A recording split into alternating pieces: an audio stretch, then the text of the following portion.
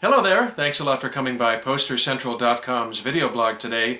I'm Pete Howard, and the poster that's sometimes called the Circle Poster among Bruce Springsteen collectors. Take a look at this, Steel Mill, back in 1970. Wow, interesting how the words Steel Mill are run together for this design.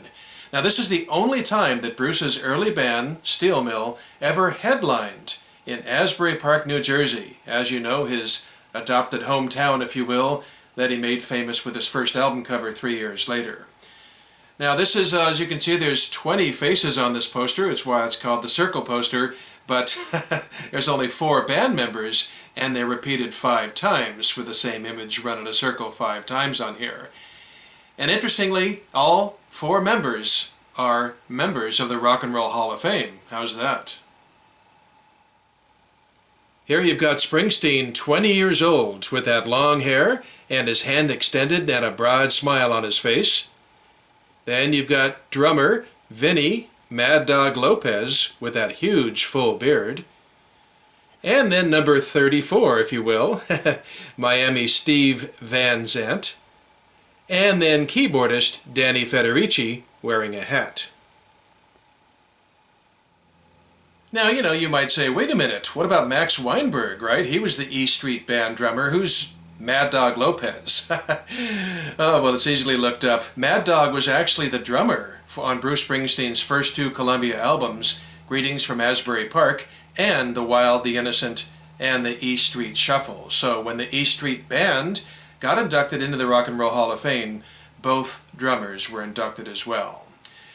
So Steel Mill, boy, they did a lot of gigging these 2 years they were together. Of course, again, it was a matter of name transition. They were Child the year before and then changed to Steel Mill and so forth, with members coming and going a bit. But they opened in 70 and 71 for a lot of different acts like Grand Funk Railroad, Chicago, Boz Scaggs, Elvin Bishop, Iron Butterfly, Black Sabbath with Ozzy Osbourne. And in fact, I've even video blogged a big cardboard concert poster from the Ike and Tina Turner Review from this era with Steel Mill down at the bottom. Now, some of those gigs were actually out in California, and in 1970, this very year, Bill Graham was recruiting artists for his newly formed Fillmore Records label, and he offered Steel Mill a $1,000 advance to sign with his new Fillmore Records, and after much deliberation, the guys turned him down. Can you imagine Bill just so wished later he had made it $2,000 or $3,000 and they probably would have come aboard, but of course then rock history could actually be different. So here you have Steel Mill, Bruce and the boys headlining at the Sunshine Inn, as I said, and they drew their name undoubtedly from the hippie anthem, if you will, of the year before, 1969, from the musical Hair, Aquarius, Let the Sunshine In. So it was always spelled with one N, sort of a play of words, of course, for the 2N version. Underneath the picture there, you do see it says Ann Lotus, and they were the house band at the Sunshine Inn. Then it does say in concert in red, so that means the only red elements are the Steel Mill name and the words in concert. And then you've got, as you can see, the Sunshine Inn at First and Kingsley. Now, normally that's enough for a local concert poster, of course. You don't need to put the city the thing's being posted in. But the fact that Asbury Park, New Jersey was sort of added in there, almost rubber stamped perhaps, really smacks of perhaps broader distribution for this concert poster out to surrounding areas who needed to be pointed into Asbury Park. And let's see, then we've got July 17th and 18th, the dates. Interestingly, it does not say Friday and Saturday nights, which exactly what it was. And then it says at 8 p.m. and admission $2.75. And then down in the bottom center, what again, like Asbury Park, looks to be rubber stamped in, but even upon close examination, I'm probably leaning toward guessing it was part of the silk screen process and just made to look different. You do have designed and printed by S.B. Alexander with a phone number. Well, that brings us to Suzanne Alexander, who designed this poster. Interestingly enough, she was from New Jersey and befriended the band members the year before. I think in '69 is when she really got to know Child. And then she went down to college at VCU in Richmond, Virginia, 320 miles down to the south. But she was friends with the band, she was an art major, and so she started turning out some cool stuff. And we've seen some nice concert posters from her turn up. In fact, there was one from the year before when they were still child in Richmond, Virginia, 320 miles again to the south, and that is this particular child concert poster. Here's an image of it. It's actually rather large. It's, something like 2 feet by 2 feet on cardboard, and that is in Richmond, and you can see Springsteen's there sort of front and center holding something. But this is a really nice special project by Suzanne Alexander from the year before this poster.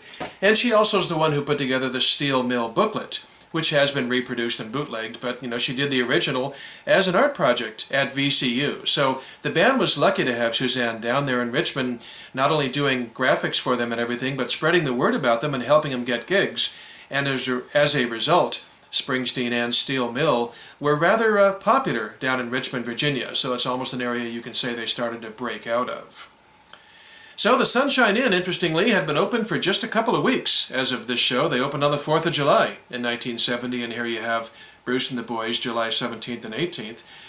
It was formerly, for the previous 3 years, known as the Hullabaloo Club, befitting the times of the mid-60s, from 66 to 69. And before that, it had been the space had been used as a garage to house and maintain city buses. Way before the days that, concert halls, other than classical music, were built, for good acoustics and all that stuff. And the Sunshine Inn lasted about 4 years under that name and then closed in late 1974. So you got 20-year-old Bruce Springsteen here in the Boys, 3 years before the Boss's first album came out and 5 years before he graced the covers of Time and Newsweek magazine. And sure, they were anything but tight and crisp at this point. Online reports have them open, and tapes exist of them opening with like a 10-minute version of Dancing in the Street, the Martha and the Vandellas song, and including an almost half-hour song, Garden State Parkway Blues. But I remember very well back in the days of 70 and 71, and sometimes, in many cases, just the longer the better, especially with drum solos. Wow, man, they did a 20-minute drum solo. Very much a sign of the times. Steel Mill. Wow, Springsteen pre-fame, and a really sweet cherry poster in great condition here from Suzanne Alexander. Nice piece, nice yellow textured paper, and Bruce's face appears on it 5 times. You can't beat that. Thanks a lot for dropping by. Have a good day, and we'll see you again for something soon. Bye-bye.